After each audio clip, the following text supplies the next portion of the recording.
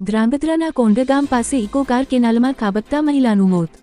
ધ્રાંગધ્રા તાલુકાના કોંઢ ગામ નજીક નર્મદા કેનાલ ખાતે ગત દિવસે દુર્ઘટનાજનક અકસ્માત સર્જાયો હતો, જેમાં ઇકો કાર કેનાલમાં ખાબકતા એક મહિલાનું મોત થવા પામ્યું હતું, જ્યારે તેમના પતિનો ચમત્કારિક રીતે બચાવ થયો હતો। જેમાં જાણવા મળતી માહિતી અનુસાર હળવદ વિસ્તારના રહેવાસી મુકેશભાઈ છગનભાઈ રાઠોડ અને તેમની પત્ની કમુબેન રાઠોડ કલ્યાણપુર ગામે ઘઉં લેવા ગયા હતા અને ઘઉં લઈને પરત ફરી રહ્યા હતા। તે દરમિયાન કોંઢ ગામ નજીક નર્મદા કેનાલ પાસેથી પસાર સમયે અચાનક કારના સ્ટેરિંગ પરનો કાબુ ગુમાવતા ઇકો કાર સીધી કેનાલમાં ખાબકી હતી। ગોજારી ઘટનામાં મુકેશભાઈ રાઠોડનો સદનસીબે બાદ બચાવ થયો હતો, પરંતુ તેમની પત્ની કમુબેન કેનાલના પાણીમાં ડૂબી જતા તેમનું દુઃખદ અવસાન થવા પામ્યું હતું।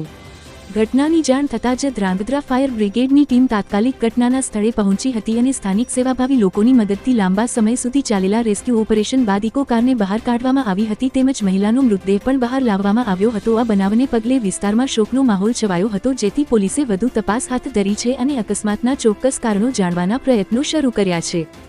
રિપોર્ટ ઇલિયાસ ચરગીલા, સુરેન્દ્રનગર।